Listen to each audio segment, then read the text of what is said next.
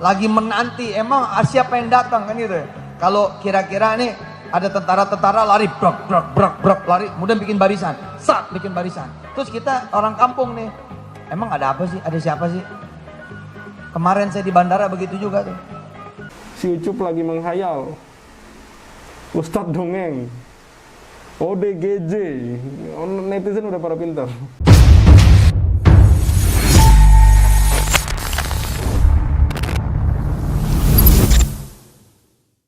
Bismillahirrahmanirrahim. Assalamualaikum warahmatullahi wabarakatuh. Kembali lagi bersama saya Tal Walid dari channel YouTube Arah Kebenaran. Prabowo paksa Yusuf Mansur jadi calon gubernur tapi ditolak. Apakah benar? Apakah benar cerita dari Yusuf Mansur ini dipaksa jadi gubernur tapi ditolak? Ini nanti kita dengar bersama cerita dari Yusuf Mansur. Yang mana dari sisi lain, informasi lain yang saya temukan malah Yusuf Mansur itu ingin jadi gubernur tapi tidak punya peluang untuk kemudian menjadi calon. Dan sangat ganjil ketika di judul video ini mengatakan bahwa Prabowo memaksa Yusuf Mansur jadi gubernur tapi ditolak. Namun di cerita yang lain atau di sudut cerita yang lain, Yusuf Mansur itu maju sebagai caleg, teman-teman. Yusuf Mansur itu beberapa kali berkata-kata ingin menjadi presiden. Artinya kan ini bertolak belakang gitu. Nanti kita akan simak bagaimana sih cerita dari Yusuf Mansur ini, teman-teman. Yang jelas itu sangat bertolak belakang. Di beberapa hal Yusuf Mansur itu ingin sekali jadi pemimpin. Jadi agak nyeleneh ketika ada yang tawarkan untuk jadi calon gubernur namun ditolak gitu. Mari kita simak bersama cerita dari Yusuf Mansur ini, teman-teman.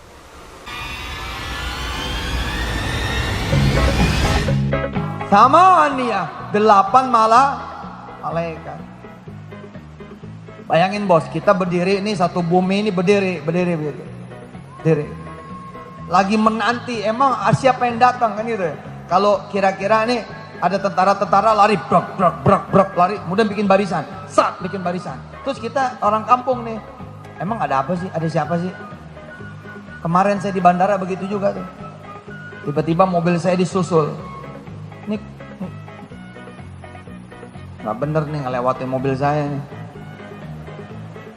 Tiba-tiba mobil saya disusul, nih harus minggir lewat rangkaian mobil-mobil Pak Jokowi. Anggun, indah. Dan saya membayangkan saya di tengah.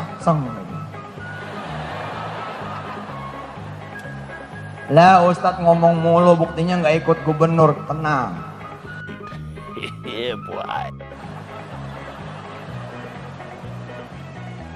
Pak Prabowo kemarin marah sama saya. Ini amanah umat. Enggak jenderal, saya pamit. Saya mundur. Loh, umat ini udah percaya sama Ustadz. Enggak jenderal, insya Allah saya pamit. Nanti saja, ada waktunya. Oh ya sudah. Jenderal, saya izin pamit. Mau kemana, kita masih mau ketawa-ketawa ini. Enggak, saya pamit. Istri saya besok mau ke Jogja. Oh. Salam sama istri. Pamit tuh saya keluar. Saudara-saudara yang dirahmati Allah, bayangkan kemarin saya lewat nih menuju bandara, mobil. Tiba-tiba dari belakang nih. Ini bukan tentara ini orang ini. Pas pampres. Yang di mobil yang satu ini pas pamtat. Wait a minute. Who are you? Pas pampres. Mobil lewat, motor lewat. Habis itu kan berjarak tuh. Enggak, rangkaiannya enggak begini, tapi berjarak. Satu dulu melintas. Itu buat orang biasa mengagumkan, Bon. Buat kita, emang ada apa sih? Ada siapa sih? Itu ada apa sih? Siapa sih? Itu pertanyaan kita. Dalam posisi bukan orang, tapi wal malaku. Allah. Itu semua orang di bandara pada bingung. Begitu barisan paling depan menepi kan? Nepi. Yang kedua, nepi. Jeep presiden tuh Mercy. Mercy. Bang. Terus terakhir Yusuf Mansur. Keluar. Nggak percaya loh. Orang di bandara pada si Ustadz yang dikawal. Baca. Oh itu. Nggak jelas ya ceritanya ya. Ceritanya nggak jelas ya. Ceritanya nggak jelas. Yang jelas di situ ada selenting bahasa yang mengatakan ini amanah umat. Jadi seolah-olah dia mau mengatakan di situ kalau dia sedang ditawarkan untuk menjadi calon pemimpin, teman-teman. Dan ini menurut saya geli dan saya bisa mengatakan agak jijik ya dengar cerita ini ya. Karena sangat kelihatan sekali ngarangnya gitu, sangat kelihatan sekali halunya gitu. Ada seorang ustadz bicara seperti ini, ngapain gitu loh. Halu seperti itu gitu. Di sisi lain dia menolak, tapi di sisi lain dia membayangkan untuk kayak seorang jadi pemimpin yang wah gitu.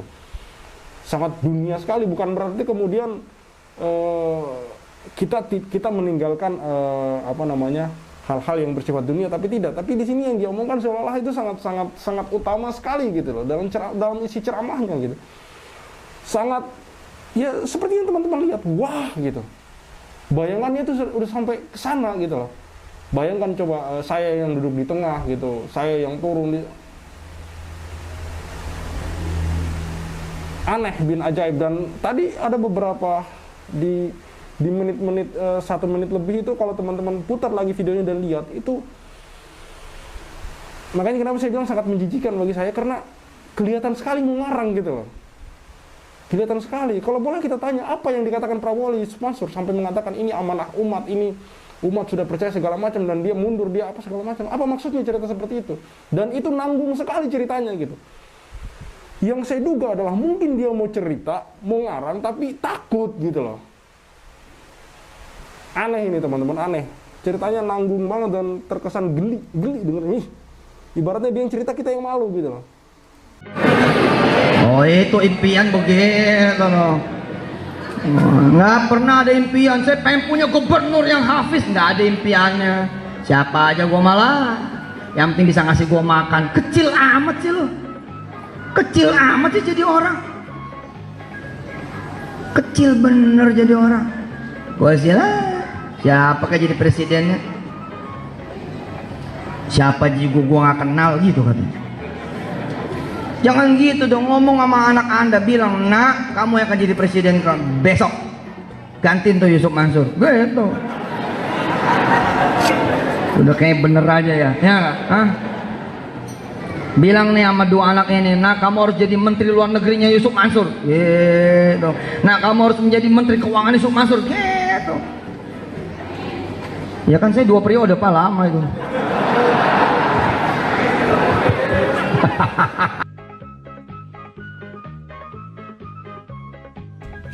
Astagfirullah. Kan bayangan saya begini ya, bayangan saya, Pak Rektor. Kalau saya jadi presiden, saya kan visit nih. Di mana-mana kan presiden ditanya, mau hadiah apa? Ada yang minta dibukain Ka'bah, ada yang minta dibukain makam Rasul. Saya pengen disediain imam, saya jadi imam. Jadi kalau saya datang nih, nanti saya minta sama Raja Arab, saya mau jadi imam, suruh minggir yang lain. Iya benar. Tapi kata Allah apa? So, kamu lihat, apakah aku nih Tuhan yang perlu dulu menjadikan kamu presiden, baru kamu menjadi imam? Kamu nggak tahu, kamu dulu DO. Rumah masih tanah. Ketika kemudian teman-teman, ya Pak Yudi zaman dulu di Dikti datang, dia bilang, Pak Ustadz, kenapa nggak bangun rumah dulu? Kenapa bangun kampus dulu? Rumah saya masih tanah, atasnya bumbungan bambu. Gue udah bilang jangan ngaji sama Yusuf Mansur. Lu bandel sih. Ngawur ya. Ngawur teman-teman. Makin kesini makin ngawur emang orang ini. Parah. Parah ngawurnya. Menurut saya ini parah banget ngawurnya. Mari kita bacakan komentar-komentar dari netizen yang budiman. Orang kayak gini masih dikasih panggung, gila kali ya. Iya, harusnya untuk ke depan orang-orang seperti ini dipikirkan kembali untuk diundang membawa kajian. Makin hari manusia ini makin gila. Si Mansur semakin menjadi ngibulnya, segera secepatnya ditangkap. Ya iya teman-teman, maksudnya tadi dia mengatakan kalau jadi presiden dia mau buka makam apa segala macam, Ka'bah, dia mau jadi imam. Aneh banget orang ini. Makin lama ceritanya makin aneh. Gila ini orang. Ini omongannya orang penjual asongan di terminal, bukan omongan Ustadz. Si Ucup lagi menghayal. Ustadz dongeng. ODGJ. Netizen udah pada pintar. Wisurapaju nyebut orang duesin, nggak punya malu katanya. Udah nggak laku. Udah nggak punya malu. Ustadz tukang maksa minta sedekah, tukang ngibul, munafik, stres. Zeng. Ini istilah Yusuf Mansur kan kalau ngomong itu zeng. Ini posisi di mana ya? Kok masih ada yang ngasih ruang panggung apa video sendiri? Yang jelas cerita-cerita nyeleneh dari Yusuf Mansur itu banyak teman-teman. Mulai dia tentang pesawat, dia naik pesawat. Ada lagi katanya anak yang dia unyeng-unyeng itu kemudian jadi dubes di Eropa Timur kalau nggak salah. Terus banyak cerita dia yang itu kalau kita ikutin kita lama-lama bisa stres juga teman-teman. Bisa setengah waras juga teman-teman. Yang jelas cerita tadi yang ada di situ penyampaian bahwa Prabowo seolah-olah itu mengamanahkan, tapi dia tidak juga jelas menyebutkan amanah apa gitu dari umat yang untuk dia gitu. Yang kemudian di situ dalam cerita itu nanti teman-teman kalau bisa diputar ulang lagi gitu. Itu bagi saya geli karena kayak dia mau cerita sesuatu tapi nanggung gitu.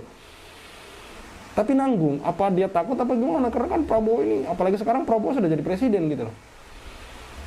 Maka ini tadi saya katakan di awal sangat menjijikan. Menurut saya ini sangat menjijikan cerita-cerita apa gitu loh. Dari seorang tokoh public figure cerita apa itu tuh nggak ada maksudnya apa dia cerita kayak gitu ke masyarakat gitu untuk edukasi kah? Tidak mungkin. Apa sisi positif yang diambil dari masyarakat, dari umat untuk cerita-cerita seperti itu? Apalagi cerita itu diucapkan oleh seorang yang katanya ustadz teman-teman, bukan ustadz kecil lagi, kaliber nasional loh. Maka sangat disayangkan kalau hal-hal seperti ini diteruskan dan tidak ada yang menyetop, tidak ada yang melarang. Apakah kemudian orang-orang di negeri kita ini bungkam semua, diam semua, tertutup kupingnya, tertutup matanya, sampai orang-orang seperti ini masih dibiarkan untuk kemudian bebas berbicara di depan publik teman-teman. Ini satu keanehan menurut saya. Kita doakan semoga hal ini segera selesai masalahnya dan kasus-kasus yang kemudian menyeret nama Yusuf Mansur ini yang juga banyak korban-korban yang sudah speak up di media sosial. Semoga urusan mereka, masalah mereka dan hak mereka terselesaikan teman-teman. Di sana ada Pak Zaini Mustafa yang kemudian juga membantu para korban ini. Ada Pak Darso Arif yang ikut menyuarakan kasus ini teman-teman. Semoga kemudian mereka dilancarkan urusannya dan kemudian diberi keistiqomahan dalam berjuang di jalan amar ma'ruf nahi munkar teman-teman. Saya Khalid Al-Walid undur diri. Wassalamualaikum warahmatullahi wabarakatuh. See you on the next videos.